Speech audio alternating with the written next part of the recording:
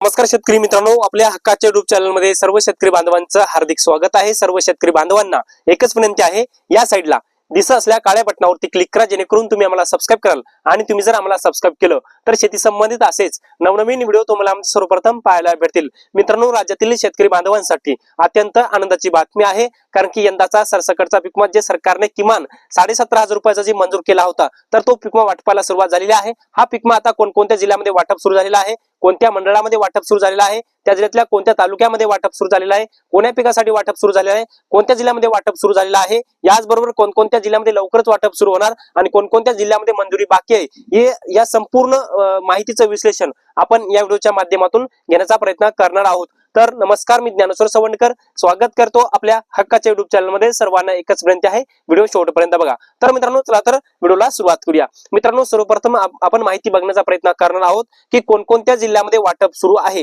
याच्यामध्ये मित्रांनो, पहिला जिल्हा आहे तो म्हणजे परभणी जिल्हा। मित्रांनो, परभणी जिल्ह्यातल्या सर्वच्या सर्व तालुक्यातल्या एकूण 52 पेक्षा जास्त महसूल मंडळामध्ये यंदाचा जो सरसकटचा पीक विमा किमान जो 17,500 रुपयाचा सरकारने मंजूर केला होता, तर त्याचं वितरण सुरू झालेलं आहे।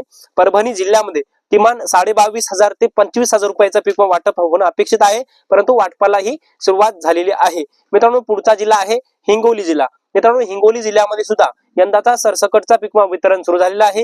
हिंगोली जिल्ह्यातल्या सेनगाव असेल, वसमत असेल, औंढा नागनाथ असेल, हिंगोली तालुका असेल किंवा कळमनुरी तालुका असेल, या सर्वच्या सर्व हिंगोली जिल्ह्यातल्या 30ही महसूल मंडळामध्ये यंदाचा सरसकट पीक विमा वितरण झालेला वाटप सुरू झालेला आहे। त्याच्यामध्ये सोयाबीन असेल, मूग असेल, उडीद असेल किंवा खरीपाची ज्वारी असेल, या सर्व पिकाचं वितरण हे या जिल्ह्यामध्ये सुरू झालेलं आहे। मित्रांनो, यानंतरचा जिल्हा आहे बीड जिल्हा। मित्रांनो, बीड जिल्ह्यातल्या एकूण 87 महसुली मंडळामध्ये यंदाचा सरसकटचा पीक विम्याचं वितरण हे वाटपाला सुरुवात झालेली आहे। बीड जिल्ह्यामध्ये सुद्धा सर्वाधिक पीक विमा सोयाबीन असेल, मूग असेल, उडीद असेल किंवा खरीपाची ज्वारी असेल, या सर्व पिकासाठी या जिल्ह्यामध्ये वितरण सुरू झालेलं आहे। या जिल्ह्यामध्ये सुद्धा 50% ते 75% पर्यंत हे नुकसान दाखवण्यात आलेलं आहे। त्यामुळे 25,000 ते 30,000 रुपये प्रति हेक्टर पर्यंत पीक विमा मिळणं अपेक्षित आहे, परंतु किमान 17,500 तरी मिळायला पाहिजे। त्यानंतरचा जिल्हा आहे मित्रांनो जालना जिल्हा। मित्रांनो, जालना जिल्ह्यामध्ये सुद्धा एकूण तालुक्यातल्या 42 पेक्षा जास्त महसूल मंडळामध्ये यंदाचा सरसकटचा पीक विमा वितरण सुरू झालेला आहे।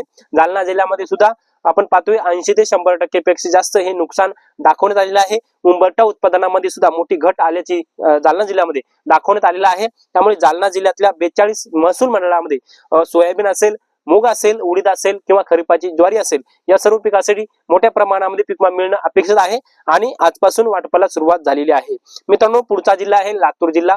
मित्रांनो, लातूर जिल्ह्यामध्ये सुद्धा 75% ते 50% ते 75% पर्यंत हे नुकसान दाखवण्यात आलेलं आहे। लातूर जिल्ह्यामध्ये सर्वाधिक पीक विमा हा सोयाबीनला मिळणं अपेक्षित आहे आणि लातूर जिल्ह्यामध्ये सोयाबीन असेल, मूग असेल, उडीद असेल, खरीपाची ज्वारी असेल, या सर्व पिकासाठी पीक विम्याचं वितरण हे या जिल्ह्यामध्ये वाटपाला सुरुवात झालेली आहे। एकूण 60 मंडळामध्ये हे वितरण सुरू झालेलं आहे।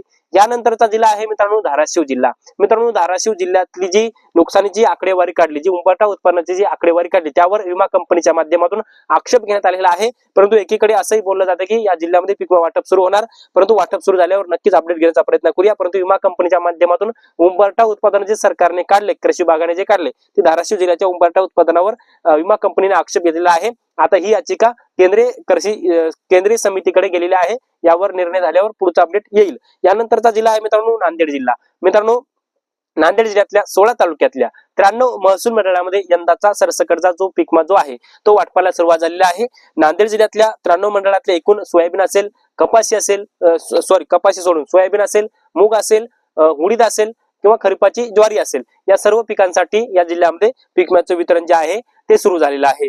मित्रांनो, यानंतरचा जिल्हा आहे बुलढाणा जिल्हा। मित्रांनो, बुलढाणा जिल्ह्यातल्या 80 पेक्षा जास्त महसूल मंडळामध्ये यंदाचा सरसकटचा पीक विम्याचं वितरण जे आहे ते सुरू झालेलं आहे। त्यामुळे बुलढाणा जिल्ह्यामध्ये सोयाबीन असेल, मूग असेल, उडीद असेल किंवा खरीपाची ज्वारी असेल, या सर्व पिकांसाठी पीक विम्याचं वितरण या जिल्ह्यामध्ये सुरू झालेलं आहे। मित्रांनो, पुढचा जिल्हा आहे अकोला जिल्हा।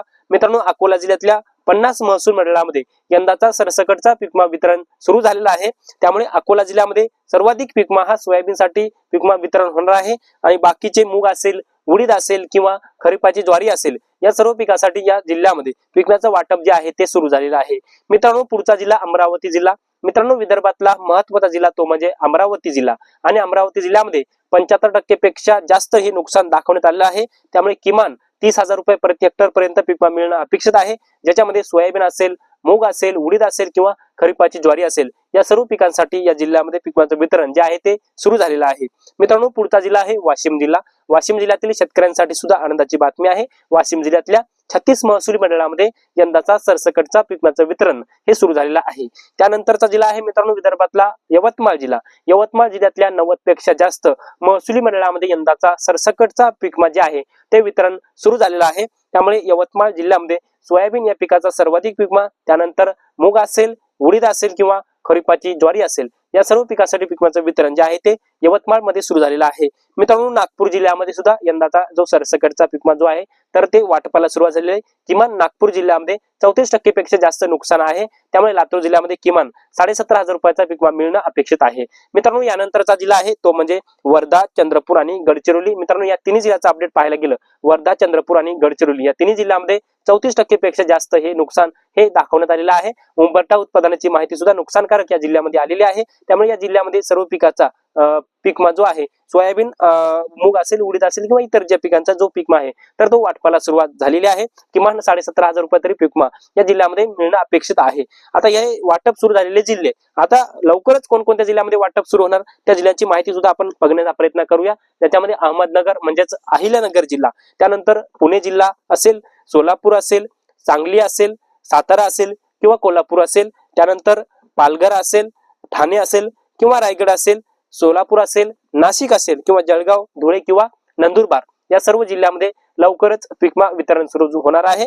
या जिल्ह्यामध्ये सुद्धा पीक विमा वितरणाला मंजुरी देण्यात आलेली आहे, परंतु वाटप जे आहे ते सुरू झालेलं नाही. त्यामुळे या जिल्ह्यामध्ये लवकरच पीक विमा हे वाटपाला सुरुवात होणार आहे. आता कोणकोणत्या जिल्ह्यामध्ये पीक विमा वाटपाची मंजुरी जी आहे ती बाकी आहे ते आपण त्या जिल्ह्यांची नावे सुद्धा बघूया. त्याच्यामध्ये रत्नागिरी आणि सिंधुदुर्ग या दोन जिल्ह्यांचा समावेश आहे. रत्नागिरी आणि सिंधुदुर्ग या दोन जिल्ह्यामध्ये पीक विमा वाटपाची मंजुरी जी आहे ती बाकी आहे, परंतु या जिल्ह्यामध्ये सुद्धा 34% पेक्षा जास्त नुकसान जे आहे ते दाखवण्यात आलेलं आहे. आणि एकंदरीत मित्रांनो, राज्यातल्या 94 लाख शेतकऱ्यांनी यंदाचा सरसकटचा पीक विमा भरलेला आहे आणि 94 लाख शेतकऱ्यांना यंदाचा सरसकटचा पीक विमा मिळणार आहे. एकंदरीत आपण जर पाहायला गेलं तर या सर्व जिल्ह्यामध्ये सोयाबीन असेल, मूग असेल, उडीद असेल किंवा खरीपाची ज्वारी असेल, या सर्व पिकासाठी पीक विमा वितरण होणार आहे.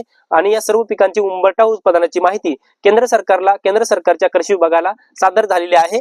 आणि त्यानंतर जवळपास कापूस असेल किंवा तूर असेल या दोन पिकांची उंबरठा उत्पादनाची माहिती सादर व्हायचं बाकी आहे, कारण की ही दोन पिके जी आहे जास्त कालावधीची आहे. यांची उंबरठा उत्पादनाची माहिती मार्च किंवा एप्रिल मध्ये जाईल, नंतर तो त्या पिकाचं पीक विमा मिळेल. परंतु जे पिकं कमी कालावधीमधल्या, त्याच्यामध्ये सोयाबीन असेल, मूग असेल, उडीद असेल, खरीपाची ज्वारी असेल, या सर्व पिकाचं पीक विम्याचं वितरण जे आहे ते सुरू झालेलं आहे. किमान 17,500 रुपयाचा पीक विमा या सर्व जिल्ह्यांमध्ये मिळणं अपेक्षित आहे, कारण की तो पीक विमा जो आहे तर तो सरसकटचा पीक विमा मंजूर झालेला आहे. तर मित्रांनो, आपण या व्हिडिओच्या माध्यमातून यंदाच्या सरसकट पीक विम्याच्या वाटपा संदर्भातली थोडक्यात माहिती घेण्याचा प्रयत्न केला.